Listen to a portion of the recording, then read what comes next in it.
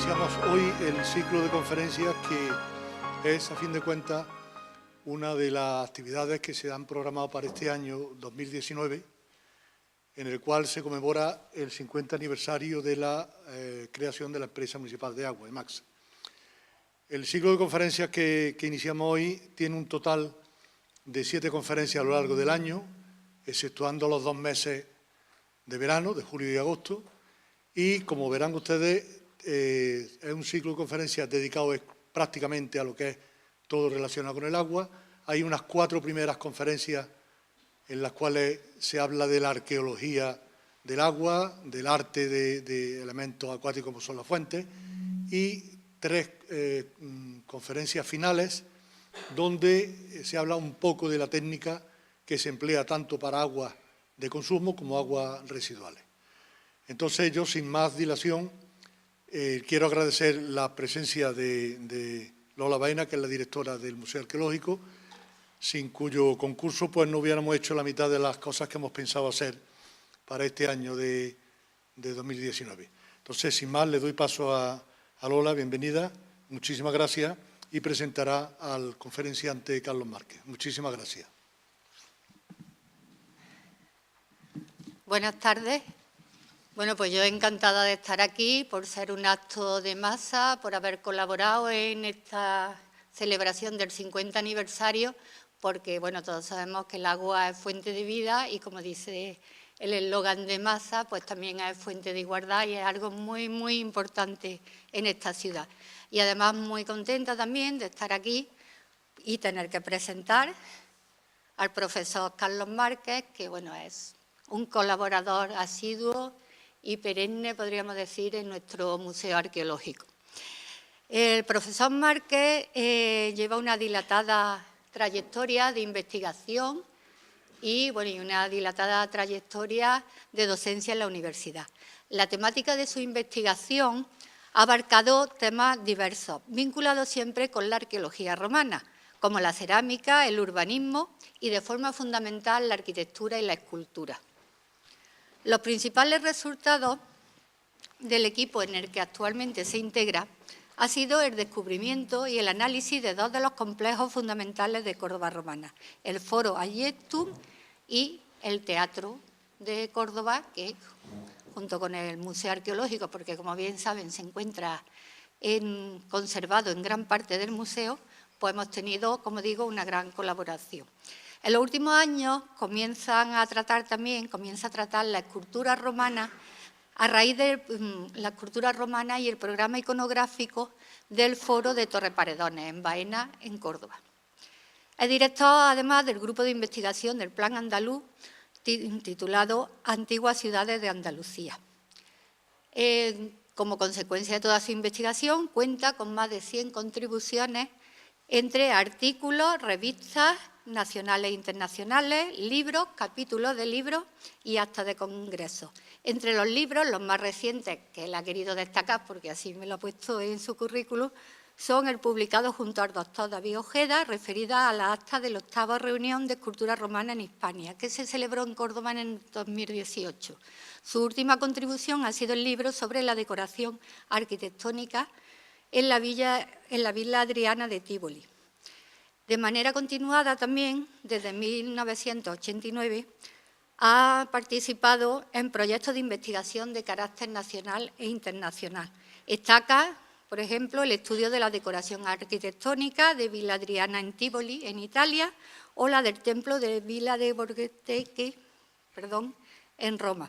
En la actualidad dirige, junto a otros colegas, como ya hemos dicho, del Seminario de Arqueología, el proyecto de investigación sobre el yacimiento de Torreparedones, con esas esculturas que hemos destacado antes del programa iconográfico del foro.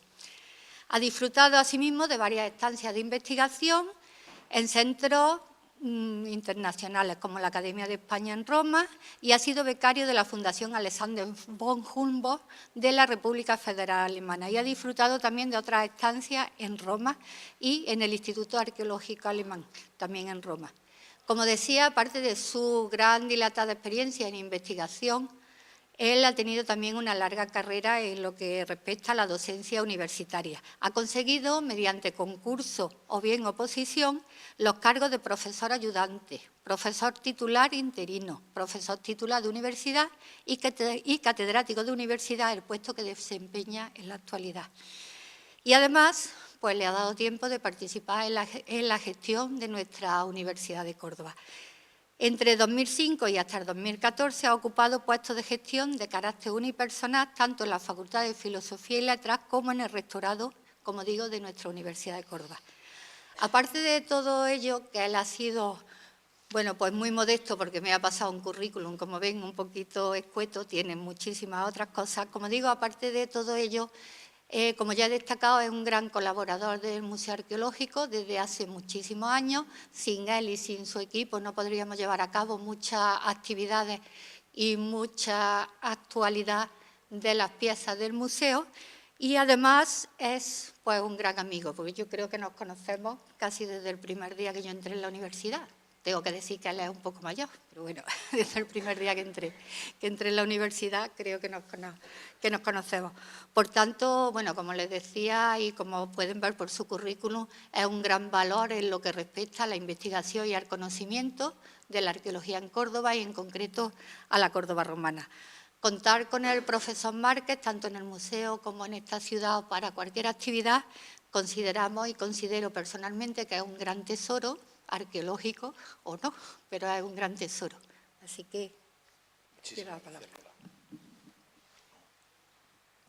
Muchísimas gracias.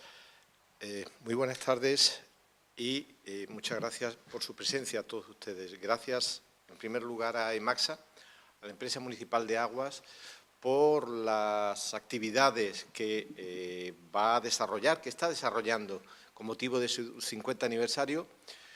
Y gracias, Lola, si les digo que efectivamente nuestra amistad está acrisolada desde hace X años, no les miento, con lo cual la presentación que ha hecho, excesivamente generosa, se debe a esa amistad y no a otra cosa. Por mi parte, no puedo más que repetir que mi agradecimiento por tu presencia, Lola, y el agradecimiento a EMACSA por esta serie de actos que va a celebrar con motivo del 50 aniversario de su fundación. Antes de comenzar, me gustaría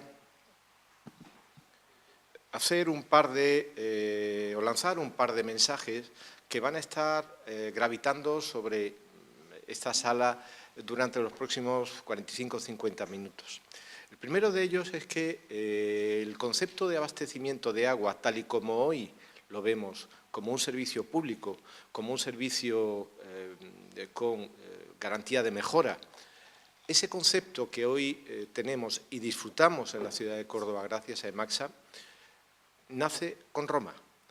Y lo digo al principio como idea matriz de mi charla para que, si a lo largo de la misma ustedes están en desacuerdo con ella, al final, si los organizadores lo tienen a bien, podemos discutirla. En segundo lugar, haciendo un poco de historia también, y aunque me remonte al siglo II aproximadamente antes de Cristo, no puedo dejar de mencionar que dentro de las conquistas que hizo Roma en la península ibérica, una de los modos en que tenía de conquistar este territorio era naturalmente manu militari, pero había otro, no menos importante y mucho más inteligente por parte de los conquistadores. Ellos lo que hicieron fue, como digo, en el caso de Córdoba, fundar una nueva ciudad cerca del establecimiento urbano indígena, cerca de la Córdoba indígena que estaría por el Parque Cruz Conde aproximadamente, y esa fundación, a mitad del siglo II antes de Cristo, fue la que de alguna manera, mediante una serie de argumentos como la comodidad urbana, como la seguridad urbana, como lo que hoy definiríamos como el bienestar urbano, lo que hizo Roma fue traer y atraer a esa población indígena que al cabo de un par de generaciones ya hablaba latín, ya rendía culto al panteón romano y, en consecuencia, consiguió, a través de estos medios, unos logros mucho más importantes que a través de las guerras. Una de las ideas y una de los elementos que formaron parte de esta comoditas urbana, de esta comodidad, fue el agua, como tendremos ocasión de ver a partir de este momento. Lógicamente, esto tiene que vincularse con una cuestión de carácter estrictamente técnico. Fue a partir de ese mismo momento, el siglo II, primero antes de Cristo, cuando Roma descubre y desarrolla dos temas de índole técnico, repito, fundamentales para el desarrollo de la ingeniería ulterior. El opus caementicium, lo que hoy podemos conocer como cemento, y el arco y la bóveda. La unión de estos dos elementos capacitó y facilitó a los ingenieros romanos, sobre todo, no lo olvidemos, que formaban parte de las legiones, tuvo un papel fundamental en este sentido el ejército, capacitó y motivó la construcción de algunos de los elementos que veremos a continuación, que a su vez facilitaron la llegada masiva del agua a la ciudad. Pero esa primera llegada masiva para demostrar y desarrollar estas dos ideas previas, someto a la consideración de todos ustedes el siguiente esquema, que vamos a ir viéndolo muy deprisa, en los que en la primera parte haré referencia a los elementos de este ciclo del agua, centrándome fundamentalmente en aquellas infraestructuras de carácter urbano vinculado con la ciudad, para en un segundo momento analizar las funciones del agua, desde la estrictamente del abastecimiento humano al tema higiénico, al tema lúdico, etcétera. Y acabaremos con una reflexión que será seguramente la misma que tuvimos al principio. Como digo, antes de este desarrollo de las técnicas y antes de esta llegada masiva del agua a la ciudad romana, Córdoba, y en general no voy a hablar demasiado de nuestra ciudad porque será objeto de estudio por parte de los profesores Ventura y Begoña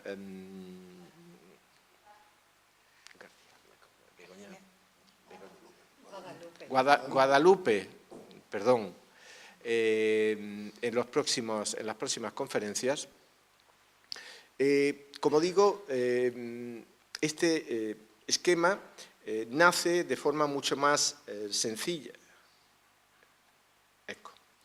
Nace de forma mucho más sencilla. Antes de la llegada del acueducto a la ciudad, esta se surte naturalmente de las aguas que a través de pozos se crean, y es un abastecimiento evidentemente fundamentalmente doméstico. No hay otras posibilidades de abastecerse de agua en grandes cantidades. Esto cambiará sustancialmente, como digo, en el caso de Córdoba, en la transición de siglos, del primero antes al primero después. En los primeros años se construiría el Aqua Augusta, es decir, el primer acueducto, y a partir de ese momento, tanto nuestra ciudad como algunas otras, que tendremos ocasión de ver más adelante, reciben una dotación de agua permanente y masiva.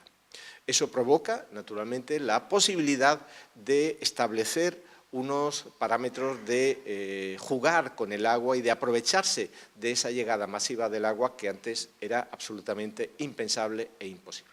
Vamos a ver algunos ejemplos de estos acueductos.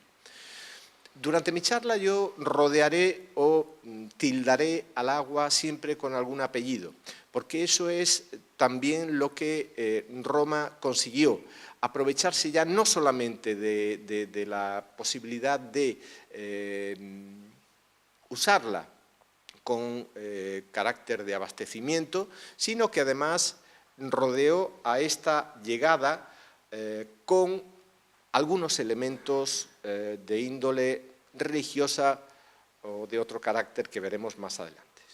Están viendo ustedes el santuario de Zaghouan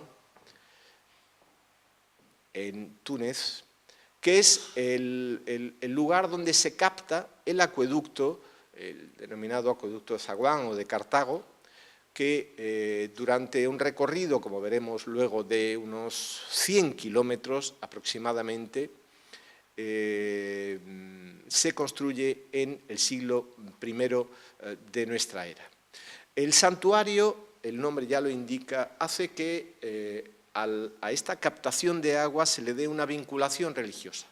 Es no solamente ya un éxito de ingeniería, como tendremos ocasión de ver, sino que de alguna manera se sacraliza la obtención de ese agua mediante la construcción de este santuario. Observen en la imagen de la izquierda esta forma de riñón, esta forma en exedra que tiene. Este sería una imagen tomada allí, no es buena, pido disculpas por ello, donde se ve la llegada de distintos ramales de ese acueducto que se unen en esta tubería de salida, que sería la que da surte de agua al acueducto, pero que parte de ese agua se queda estancada en esta fuente, en este estanque, que no me puedo resistir, y esto es en homenaje a quienes trabajan en Emaxa. A mí siempre me ha recordado esta fuente magnífica y preciosa que tienen ustedes en Villazul. Es el mismo concepto, es la misma idea y, bueno, aunque no deja de ser una coincidencia, evidentemente no me he resistido a ponerla. Pues bien, el acueducto, los acueductos generalmente son de trazado subterráneo.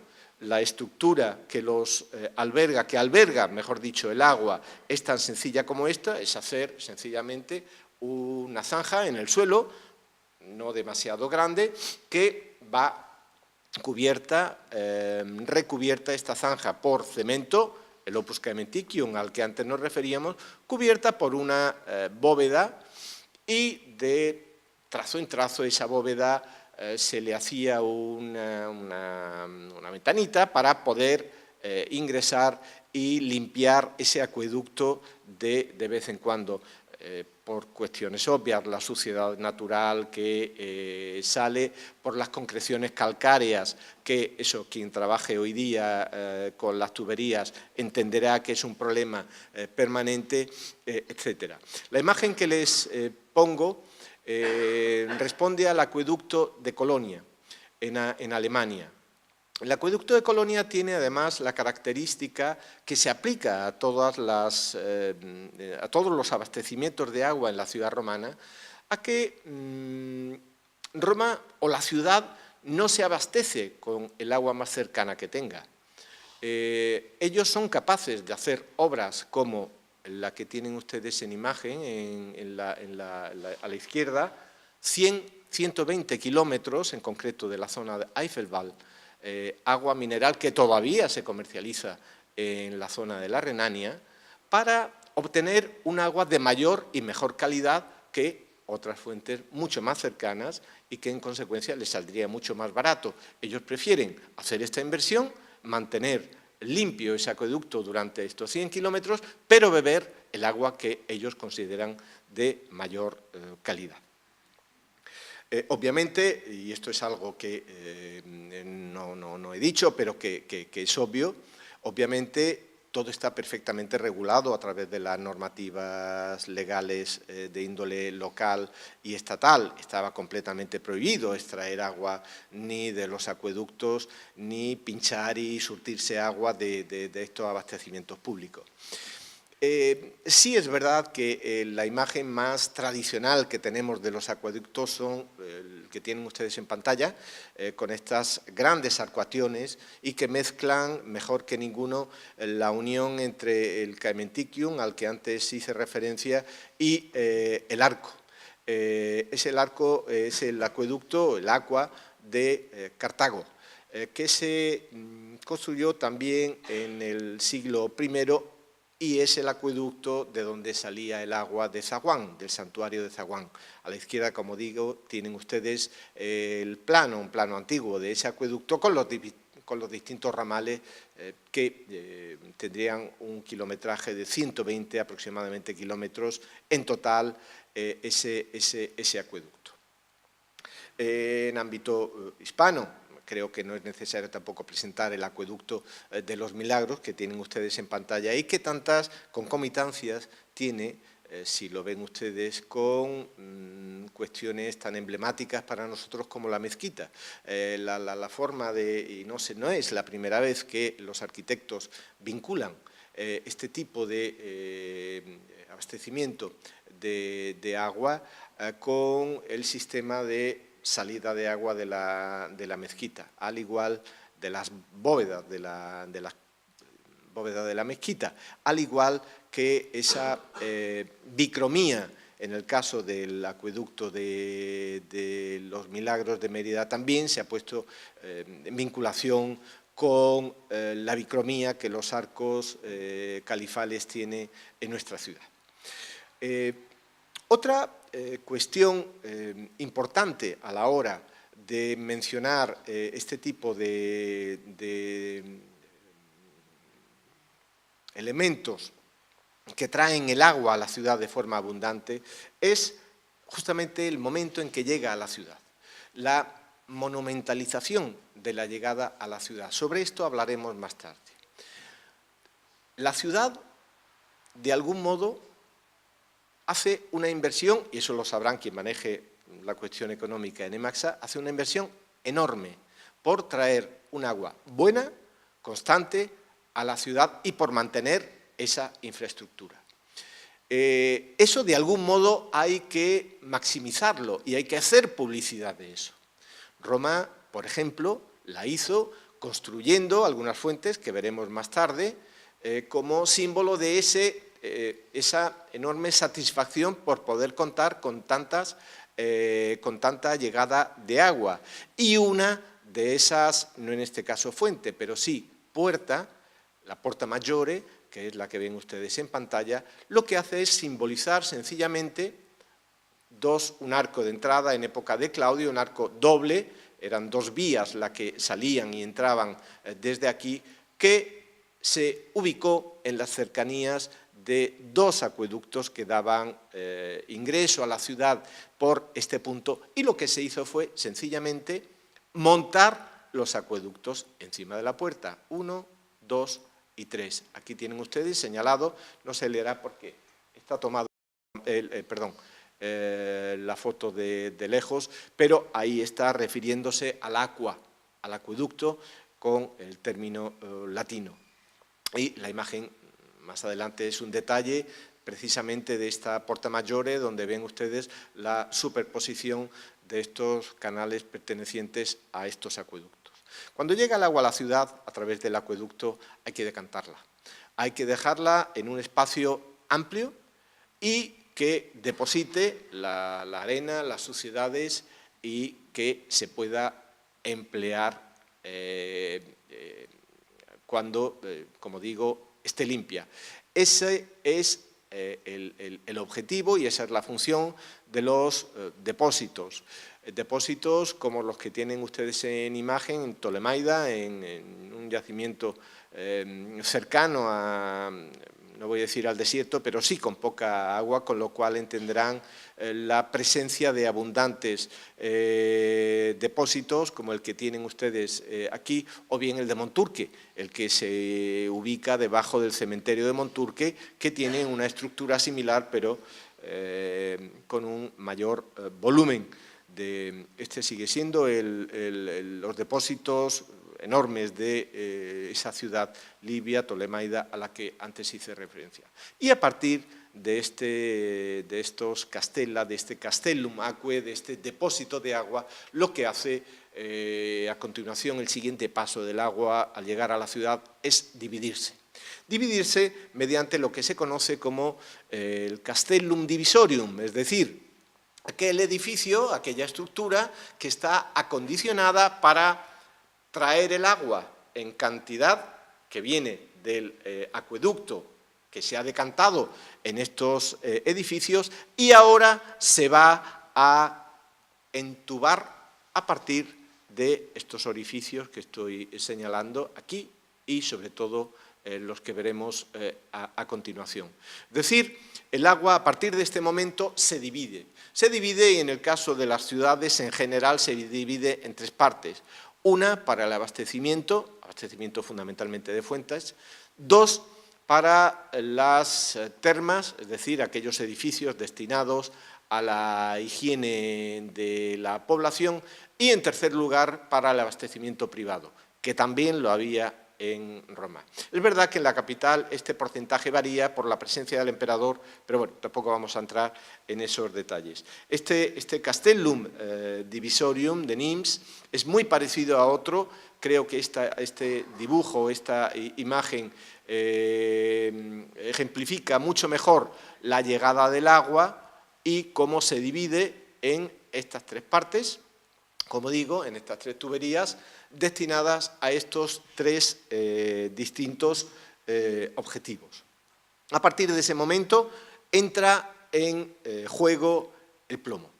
Entran en juego las distintas tuberías de muy diverso diámetro, digamos, de muy diversa cabida, dependiendo del grosor de esas tuberías. A través de las quinarias hay más o menos agua, hay una enorme cantidad de publicaciones al respecto sobre teóricos de la época romana como Frontino que estudian perfectamente toda esta problemática. Como digo, no solamente estas tuberías, estas fístulas plúmbeas que estoy señalando, una de Pompeya en concreto, fíjense cómo está gastada tanto ella como las losas que la acompañan y otra parte de esa tipología que podrán ver ustedes en piezas depositadas en el Museo Arqueológico de Córdoba a partir del próximo lunes, Dios mediante, en la exposición que se celebrará en los bajos del Ayuntamiento. Pero también estas fístulas, estos canales de plomo, estas tuberías, perdón, de plomo, también podían mencionar, como es el caso, a quién pertenecía. En este caso, al emperador Calígula, dependiendo de quién pague naturalmente esas tuberías. El acceso a las casas, a los distintos ámbitos domésticos está perfectamente atestiguado hoy día en yacimientos como Pompeya o Herculano, donde pueden ustedes ver, en el caso de aquellas casas que pagasen las tasas correspondientes a la ciudad, podían tener estas derivaciones de estos tubos, de estas fístulas, para dar el abastecimiento a ese ámbito doméstico. Una vez que el agua ha ejercido ya su tarea, hay que evacuarla, y hay que evacuarla a través, naturalmente, de las cloacas. Pongo el ejemplo paradigmático de la cloaca, aquí apenas se ve, lamentablemente, la cloaca máxima de Roma. Desde el siglo VI a.C. está cumpliendo su obligación y ahora sigue funcionando perfectamente. La cloaca máxima de Roma, como digo, se conserva justo al lado de la isla Tiberina, justo al lado del templo circular, aquí lo tienen ustedes representado, y sigue trabajando y sigue actuando. Es un modo, como digo, de conseguir que el ciclo del agua, que era uno de los objetivos de la comodidad y de la higiene urbana a la que hice referencia al principio de mi charla, se materializase. El agua sucia se va a través de estas cloacas. En ámbito doméstico, en ámbito cordobés, yo lo vi, para mi vergüenza, y lo vi por primera vez hace muy pocos días en la calle, creo que es Secretario Carretero, al lado justamente del Rectorado, en Ciudad Jardín. Al lado de los jardines de Juan Carlos I, debajo de un edificio, en los sótanos de un edificio, se encuentran estas dos cloacas perfectamente conservadas, que se ubicarían debajo de una calle romana del siglo I después de Cristo, una calle que tendría una anchura, según me comentaron los arqueólogos, de 16 metros. Lo normal es que las cloacas se construyan, por supuesto, debajo de las calles, pero una por calle. En el caso de las avenidas más grandes, como esta, como digo, se acondicionan dos. Antes mencioné un aspecto vinculado a la monumentalización de la llegada del agua. Es decir, la ciudad se siente orgullosa de poder tener agua abundante y buena para sus habitantes, para las funciones que veremos a partir justamente de ahora. Esto que lamentablemente en monumentos no se conoce más que a través de los textos escritos, sí los podemos ver y los pongo aquí simplemente para que se hagan una idea que esto mismo sucedía en la época imperial, tanto en Roma como en otras ciudades, se construyeron fuentes monumentales, sobre todo en la capital, como el queridísimo Fontanone, que están viendo ustedes aquí, que no es más que el final, la llegada a la ciudad del Acqua Paola, el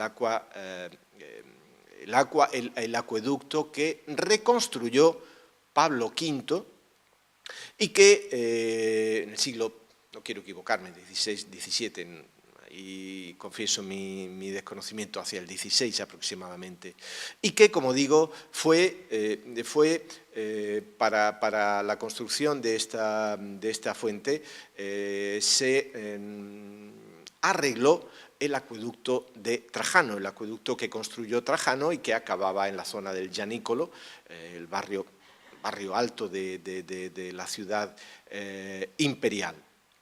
Esto mismo, con una, evidentemente, entidad mucho más modesta, también pasaba en nuestra ciudad. Lo que ven ustedes ahí es el foro romano, el foro colonial, el pavimento original del foro romano, foro que en este caso sería de los años 45, 40 a.C. aproximadamente, después de las guerras civiles, y que tienen, aparte de este canal perimetral que ven para el agua de lluvia, para llevárselo a las cloacas, tiene aquí una serie de estructuras completamente arrasadas, pero que se conoce muy bien la función por el tipo de pavimento y por la argamasa que tiene. Esto es una fuente, sencillamente una fuente ubicada en el foro de Colonia Patricia, en el foro de la Córdoba romana, y que de algún modo, repito, está monumentalizando, no de forma tan espectacular como vimos la imagen anterior, pero está de algún modo señalando el aprecio que la ciudad tiene a la llegada de ese agua. Ese agua, el uso que se hace para el abastecimiento humano, se hace fundamentalmente a través de fuentes públicas. Fuentes que no nos han llegado, conocemos alguna, no nos han llegado todas, naturalmente, en el caso de Córdoba, pero que a través de la epigrafía, por ejemplo, el epígrafe que tienen ustedes en pantalla, y que fue estudiado en su momento por el profesor Ventura, está señalando la presencia a través de actos evergéticos, es decir, de actos que vienen a representar un pago por parte de algunos ciudadanos que llegaron a las más altas magistraturas de la ciudad en respuesta a ese honor, por el honor recibido por parte de la ciudad. Ellos pagaban una serie de actividades o estructuras como esta fuente. Fuente que tiene la curiosidad, además, de ser pagada por el mismo sujeto que hizo esta otra fuente, que hizo esta que tienen ustedes aquí. Lucio Cornelio, de la tribu Sergia, fue el que pagó tanto esta del acueducto antiguo, Aqua Augusta, como esta otra, cuya representación tienen ustedes idealizada en esa imagen.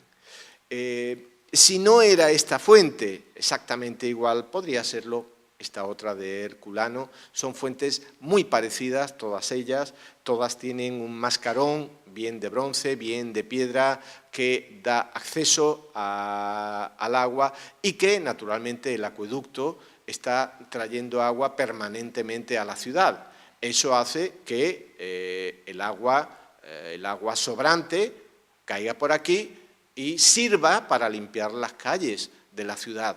Y luego ese agua sobrante se va a las cloacas y limpia todo lo que hay en esta ciudad. Como ustedes comprenderán, es un ciclo perfectamente estipulado, es el baldeo de hoy día. A falta de mangueras por la noche por parte de los funcionarios, el agua salía sola de estas fuentes y acometía esa función. Aquí ven otra fuente con, en este caso, sí, de alguna manera, señalada esos orificios para la salida. Pero también en la mentalidad urbana de esta ciudad, algunas ciudades quisieron, de algún modo, plantear un triunfo con la llegada de ese agua. Si tienen ustedes, piensan ustedes en que la imagen de la izquierda, Gemila, Cuicul, la ciudad de Cuicul, está en un terreno completamente desértico. La llegada de agua continua, permanente y en abundancia por parte de Roma, pues fue considerada como una meta conseguida, un objetivo conseguido. Esto que tienen ustedes aquí, era por aquí, por donde salía el agua y rodeaba a esta especie de obelisco, o tiene la forma de lo que se conoce como la Meta Sudans. La Meta Sudans no es más que el lugar donde la meta, el lugar de llegada en los circos romanos, que tenía una forma aproximada así, y que la Meta Sudans, que tienen ustedes en esta imagen, en particular, era una fuente monumental con esa forma de meta que se encontraba al lado del Arco de Constantino en Roma y al lado del Coliseo, y que hoy día lamentablemente no se conserva, pero sí en la cimentación, y se ve perfectamente los restos todavía desde el Coliseo al que antes me refería. Como ven, el agua siempre está presente de alguna manera y siempre se le está tildando, como también dije al principio de mi charla, por el éxito conseguido. Una de las más trascendentales éxitos que tuvo en la ciudad romana el agua fue la de la higiene, las termas. Las termas que, no siendo invención romana, porque en Grecia ya se conocían, sí serían en esta época romana cuando se desarrolló la tipología arquitectónica que hoy día es perfectamente conocida y de la que más tarde hablaremos. Las termas, para la que se necesitaba abundantísima agua y leña para calentar este agua, que ese es otro problema de índole, los bosques se deforestaron completamente cuando empezó a desarrollarse las termas en las ciudades. Como digo, las termas hasta entonces, hasta el momento de la llegada de ese acueducto, se abastecía de estas norias, cuya planta, cuya imagen están viendo ustedes en pantalla. Solo cuando los acueductos empezaron a traer ese agua abundante, repito, fue cuando ya se pudieron empezar a realizar obras que, verán ustedes, van increciendo en lo que a monumentalidad y volúmenes arquitectónicos se refiere. Dejo como fondo de pantalla las termas de Herculano, perfectamente conservadas por razones obvias, para decirles a ustedes que las termas no solamente era el lugar donde se iba a limpiar físicamente, donde uno se iba ahí a asear, sino que cumplía muchísimas más funciones. Era un lugar de reunión social, era el lugar donde como dirían los griegos, donde la efebía se ejercitaba, donde se hacían ejercicios y, en consecuencia, las termas tenían muchas más funciones de la estrictamente higiénica a la que hoy podemos pensar. Y quiero muy rápidamente, y con esto hago publicidad al proyecto de investigación en el que participo, pero dado que es mérito de Ángel Ventura, puedo decir lo que a continuación, las imágenes que a continuación voy a presentar. El último descubrimiento de las termas del yacimiento de Torreparedones, las termas que tienen ustedes en pantalla, representan un modelo absolutamente excepcional de lugar con las distintas zonas perfectamente conservadas hasta el techo, aquí en la zona del Caldarium, la zona más cálida.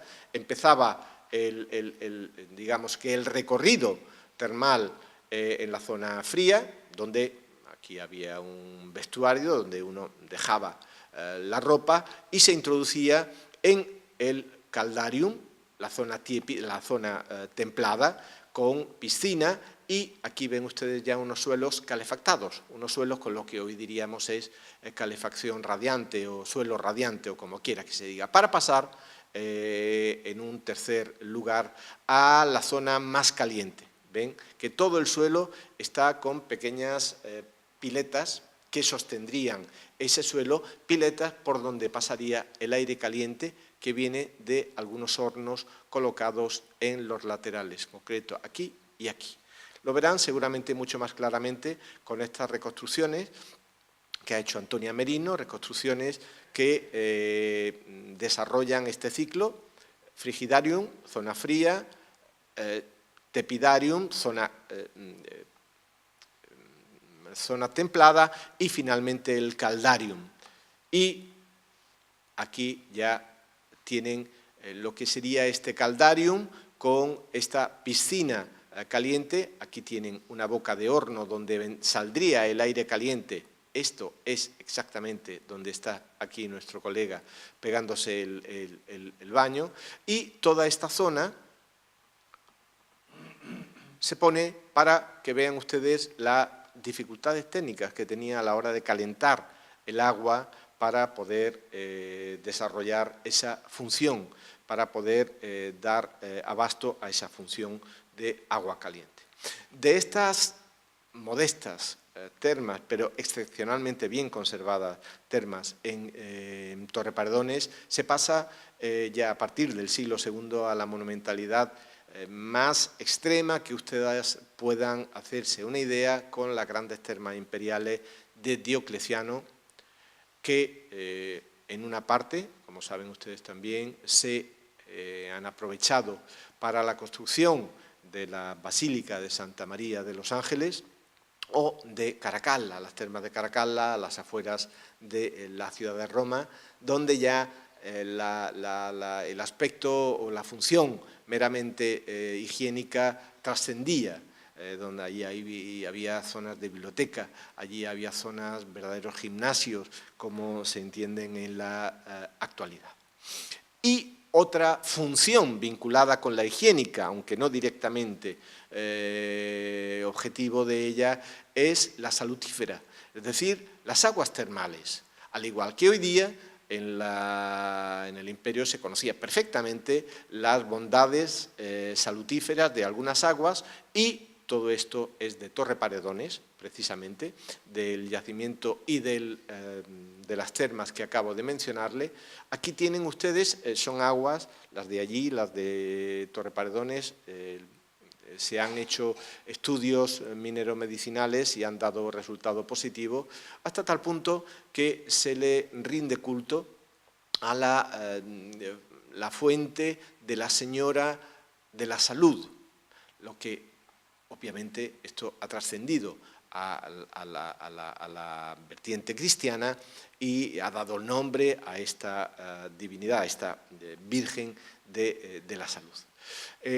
Otra de la función, no por seguramente poco monumental, hay que dejar de mencionarla, es el de las letrinas, pero que aquí vienen puestas para que vean que el aspecto higiénico vuelve a ser fundamental.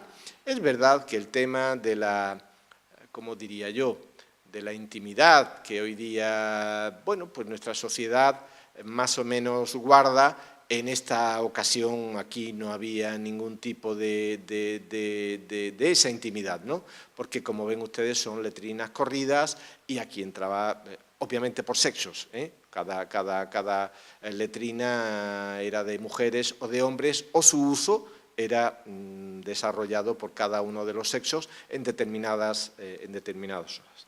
Del mismo modo, otra función junto con la higiénica es la alimentaria, los mercados. Tienen ustedes en pantalla una maqueta de un mercado de Timgad en la actual Argelia, que al igual si van ustedes a la zona, ¿cómo se llama este pueblo? De Carmona.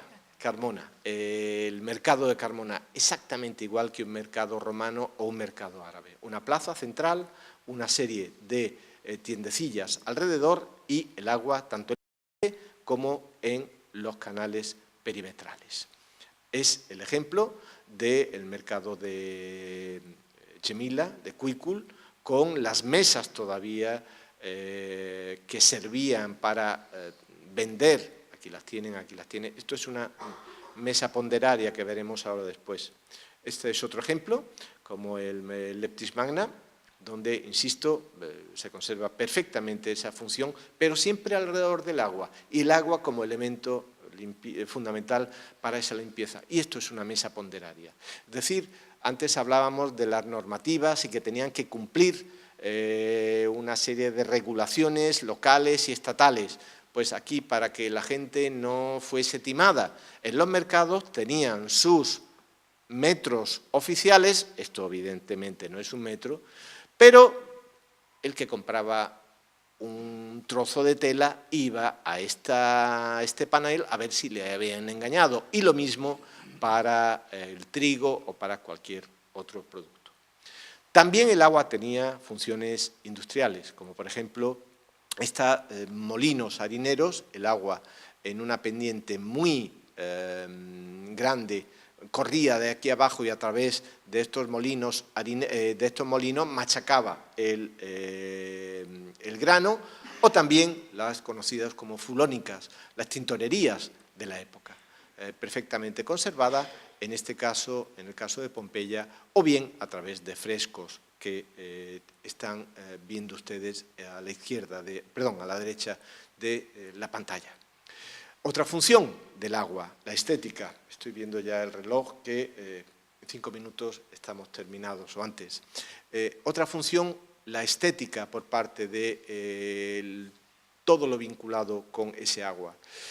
No solamente en las termas, también en los jardines, lugar lógicamente de presencia de ese agua, había elementos que conjugaban la función higiénica, lúdica, con esta otra función estética, no menos importante para esos jardines y para esos propietarios. Están viendo un par de cráteras, son jarrones que podían tener agua, podían tener vegetación y que adornaban todas las grandes villas y jardines de la época. Y también, en honor a nuestra directora, la Afrodita del Museo Arqueológico de Córdoba, que es una de las mejor conservadas en todo el occidente romano, como pueden ustedes comprobar con este paralelo que les enseño del Museo Massimo Letterme en Roma. O también, naturalmente, otra tipología muy variada de esculturas de origen clásico, como el discobolo. El agua llegaba, como vimos antes, a las ciudades en un principio a través de la lluvia, solo el agua de lluvia era la que servía caía desde los atrios, estos tejados, que era recogida por las fuentes y se depositaba en estos depósitos inferiores y a través del pozo se recogía de aquí, para pasar en un segundo momento, cuando el agua ya llegaba en acueducto, a los peristilos, los patios más o menos grandes, con fuentes más o menos complicadas como la que tienen ustedes aquí o como la que hoy se conserva en los sótanos de un palacio en la calle La Feria, conocido como Marqueses del Carpio, que tienen ustedes aquí reconstruido y que es también, como digo, una forma de ensalzar este agua. Y finalmente, el agua tuvo una importancia no solamente con estas funciones que acabo de mencionar, la de suministrar agua a la población, la de adornar, la de limpiar, la de ayudar a moler el trigo, etcétera, sino que el agua llegó a tener tal importancia en la ciudad romana y su monumentalización llegó a un momento que fue capaz de estructurar la propia ciudad. Están viendo ustedes un ninfeo, una fuente monumental en Leptis Magna, en la actual Libia, que si les presento yo este plano, están viendo dos avenidas con distinto trazo. ¿Qué se utilizó para unir estas avenidas y crear un espacio ameno en medio donde la gente cogía otra dirección? La fuente a la que antes nos referíamos, la fuente de Leptis Magna. Es decir, el agua y los lugares que ésta ocupaba en la ciudad pasan de ir teniendo un espacio muy discreto, absolutamente necesario, sin lugar a dudas, pero muy discreto, hasta ya pasado el siglo I, II después de Cristo, crear verdaderas estructuras urbanísticas con fines no solamente funcionales, sino fundamentalmente fines de carácter político. De ahí el título de mi intervención.